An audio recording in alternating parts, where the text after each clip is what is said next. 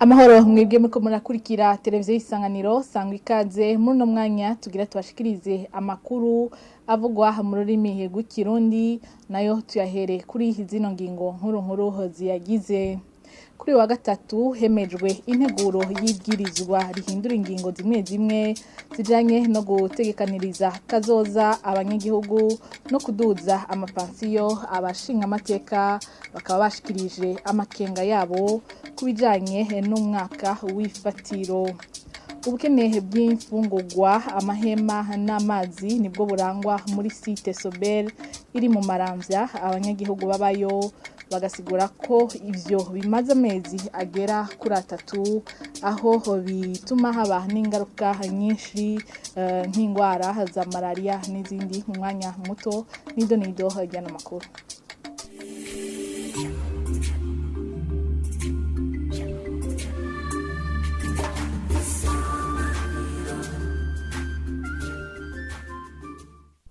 Ndasi kubaha ikaze muri ano makuru tuyahere mu gisata ca politike.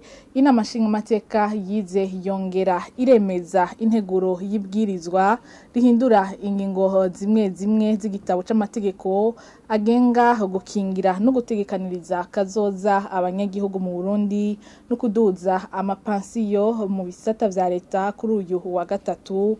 Bamwe mu bashingamateka bakaba bashikirije amakenga yabo kubijanye n'umwaka w'2020 ufatwa nk'ifatiro. Reka inkuru tuyibaze mugenzi wacu Lidi Gahimbare. Umwaka wa 2020 wafashwe nk'ifatiro ko abagiye mu karuko k'izabukuru ari bazotangura kuronswa pansiyo ingana n'umushahara wa nyuma umukozi wa leta yahora aronswa nk'uko biri mu nteguro y'ibwirizwa ni wateye impari abashinga amateka. Bamwe muri bo bashatse kumenya igituma uyu mwaka wafashwe bakibaza ku bandi bakukurutse imbere y'uwo mwaka.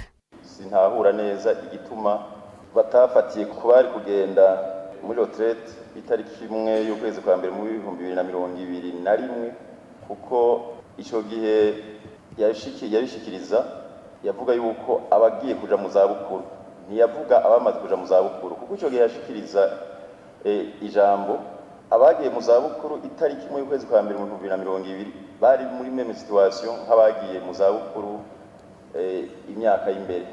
Nashaka rero nsaba umuco igituma bafatiye kuri ino tariki y'itariki ya mbere ukwezi kwa 2021 murantunga bafatire ku itariki ya mbere y'ukwezi kwa mbere mwaka wa 2021. Iri tegeko ratwereka yuko izoraba abakukurutse kuva ku itariki imwe y'ukwa mbere 2020. Naciye nibaza ati none abimbere yaho ubuzima bwabo ni gute? Byari bikwiye kurabwa yuko nabo boga ico babiyumviriye ko kuko nabo aho bari sinibaza yuko ariho bafise ubuzima bwiza. Uwundi mushinga amateka abona ko iryo tegeko yofata abagiye mu karuhuko k'izabukuru bose kugira ngo abantu bose bazogengwe n'itegeko rimwe. Jewe nkuko bamwe bavuze yuko iyo tegeko iyo tariki yohinduka juko ndayibona mbona yuko kwitegeko ririnze rigira retroactivity dofata abantu bose bagiye muri retraite n'imbere yaho kuko bitagenze uko muri pratique ukuntu abantu bari retraite bazobagengwa n'itegeko iri abandi nabo bakagengwa n'irindi mbona umengo muri pratique n'ivyo kunda uwo muntu wese yagiye muri retraite Imana ikaba yaramufashije akaba kiriho hanyuma umukuru w'igihugu agashikiriza iyo ngingo boca batangura kumushira dans ces conditions à partir du moment où il tegeko rishasha rigiye kuja mu ngiro.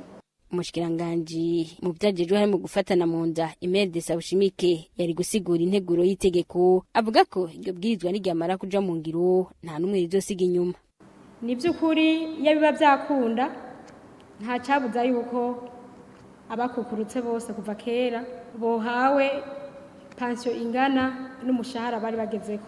Mugabo rero reka tubanze duhere kuri aba hanyuma uko twabona yuko ubutunzi bandanyije bwifata neza ntaco buza yuko nabandi duheza tukabongerereza bakaronka agapansiyo kisumbuye. Intumbero ya leta ni yuko mwene gihugu wese yayikoreye akibasha agiye mu zabukuru yobandanya abayeho neza kandi afise ico cyose akeneye kugira ngo nawe abeho nk'abandi bene igihugu bose. Bisigura rero ko iri bwirizwa nta muntu n'umwe rizosiga inyuma, ni ikibazo gusa cy'umwanya cy'uko bitabereye rimwe, ariko umukozi wese, umuntu wese bizaba bimuraba kugira nawe igihugu yakoreye agifise inguvu akibasha kimwibuke ageze mu zabukuru. Abashingamateka bamaze guca hirya no hino integuro y'itegeko bakaba baci bayemeza 100%. Tuje mu gisata c'uburimyi, ikiringo c'imisi 10 nico umushikiranganje w'intwaro yo hagati yahaye abakora mu ihinguriro FOMI ngo bazobe bahinguye ifumbire ikenewe muri iyi mpeshi. Gervais Ndirakobuca yabishikirije kuri wa gatatu mu nama yagiranye na baburamatari n'abayobozi bajejwe uburimyi mu ntara hamwe n'abakorera mu ihinguriro FOMI.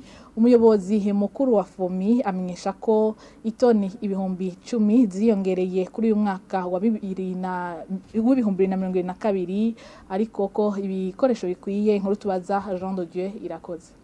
Muri iyo nama abarongoye intara zose zigize Burundi bagarutse umwe ku bibazo bafise mu bijyanye no kuronsa ifumbire ya FOMI abanyagihugu. Benshi bakaba bagarutse ko batararonka iyo basavye, cyane cyane FOMI Imbura na FOMI Totahaza, ivyo basiguye ko bituma abanyagihugu baguma baza kuyirondera ari benshi. Umuyobozi mukuru w'ihinguriro FOMI yasiguye ko bafatiye ku mwaka uheze kubarondera umwavu hiyongereye k'amatoni ibihumbi 10, ariko atari icitwazo kuko ubu bafise ibikoresho bikenewe byo guhingura usigaye. Yashikirije ko usigaye ushobora kuboneka mu misi 15. Jewe ndiko ndaraba aho tugeze uyu munsi, nkaraba naho twari tugeze mu mwaka uheze itariki, ndabona yuko umuntu yorema yuko byukuri izi toni zaba ibihumbi 10 biburamwo tuzoba twabirose.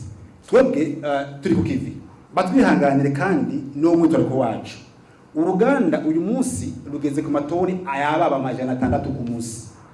Twogwiza kumbure n'imisi 15 canke iringa gatoyi, je ndabona yuko gushika dans 15 jours ifumbire umuntu yoba yayirose.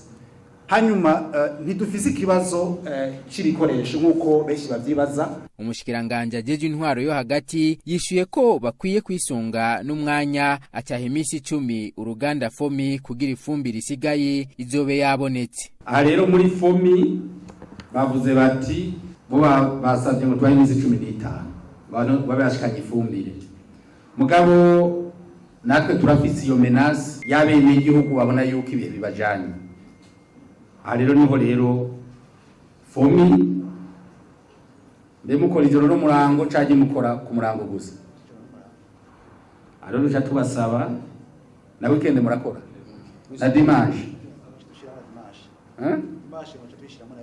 Oya na dimanche cayinjiramwo mwe mwasabye imisi 15 tubaha 10 jours. 10 jours ifumbire yose izobe yashitse yitegerezwa kuja. Inama ikaba yafundikiwemwo ko buri ntara yihutirwa kuronswa ubwoko bw'umwavu ikeneye. Ihinguriro FOMI rikaba ryaciye ryereka umushikiranganje ububiko bw'ibikoresho kugira yirabire ko bikwiye.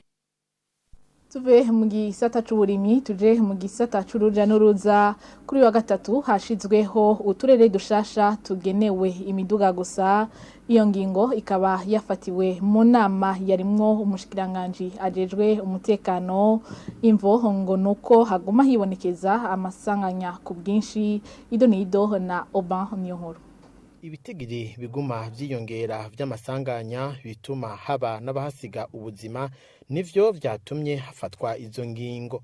Uretse abantu 130 bahitanywe n'ayo masanganya kuva mu ntango z'umwaka wa 2021, hari kandi abarenga 1900 bakomerekeye muri ayo masanganya. Kubijanye naho ivyo vyuma vyunguruza abantu bigiye kuza birashika nko mu bumanuko bw'igisagara ca Bujumbura muri commune ya Muha, ivyo vyuma ntibizoba birekuriwe gucanuna hamwe hagati na hagati muri zone ya Musaga, bikazoba birekuriwe gushika aho bita ku kiraro ca Kanyosha canke kwibarabara rya 12 rya Musaga, hamwe naho bita kuribonesha mu Kamesa. Nayo mu karere ko hagati na hagati y'igisagara ca Bujumbura, ivyo vyuma birekuriwe kuzogarukira ku kigo ca kaminuza c'Ikiriri, Isororezo hamwe no kumugoboka. Nayo mu buraruko bw'igisagara ca Bujumbura ivyo vyuma vyunguruza abantu birekuriwe gushika ku rusengero rwa Monsiyon kuri zone ya Gihosha hamwe no kw'isoko ya Gasenyi. Nayo ku ruhande rwa zone ya Kamenge ivyo vyuma birekuriwe kuzoshika aho bita iwabo n'abantu no kwibarabara rya mbere rya Kamenge. Nayo muri zone ya Ngagara ni kwibarabara ryitiriwe Buconyori aho bita kwa komine kuri parake ya Ntahangwa canke kwihinguriro ry'imiti Kamebu. Umushikiranganje Gervais Ndirakobuca yavuze ko atanumwe arukuriwe kuzorenga kuri iyo ngingo uretse imoto z'igipolisi canke za leta. Iyo zone yose twavuze ndabigarutse ko iyo yose y'indani kugimeze nta moto itahayo nta bajaji itahayo nta kinga ritahayo. Muri iyo zone kujya bayiderimise imoto tubonayo ni moto y'igipolisi, ni moto ifise plaque ya leta gusa. Nta kinga dusubira kubona muri iyo zone yose. None ivyo tuzoba twabisize mu ngiro gushika ryari? Gushika ku itariki 10 z'ukwa gatatu. Itariki 11 azoba ari kuwa kane. Ivyo vyuma vyose ntacyo dushaka kubona muri iyo zone. Yabara amasosiyete yabara maki nta na kimwe dutubona mwa indani. Ngo je nkorera ngo societe de transport ngo telecommunication wapi? Ngo je n'umujurnaliste ntihagire n'ubuhirahira ngo ashiremo baje. Ngo yatanze baje ngo umuntu asirikire muri iyo zone. Personne anumwe. Nta exception nta nimwe. Ni kuri twese nta mwana n'ikinono. Mu gisagara ca Bujumbura ibitigire vyegeranijwe n'uburongozi bw'ico gisagara vyerekana ko hari moto zica amafaranga zishika 8,000, amabajaje arenga 4,400 hamwe n'amakinga arenga 8,000. Ano makuru tuyarangirize mu gisata c'imibano aho abanyagihugu baba muri site Sobel iri mu Maramvya bavuga ko bataronka imfungurwa, amahema n'amazi meza yo kunywa, bagasigura ko bamaze ikiringo c'amezi arenga 3 bataronka imfashanyo y'ifungurwa, aho ingwara nka malaria ica ibabangamira, bagasaba ababishoboye kubagarukirako mu kubaronsa ivyo bafasha. Idonido na Ahmed Mutore. Aha turi neza na neza muri site Sobel, site yabateshejwe izabo kubera imyuzure muri komine Mutimbuzi, ni ku birometero 12 uvuye hagati mu gisagara ca Bujumbura.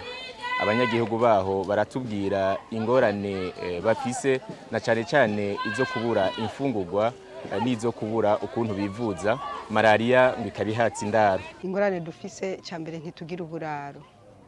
Ikigira kabiri tumaze igihe tudafungura nk'amezi ashika nk'5 tutaronka imfashanyo. Aho tujyama aho imvura iguye hari gihe amazi acayinjira mu nzu.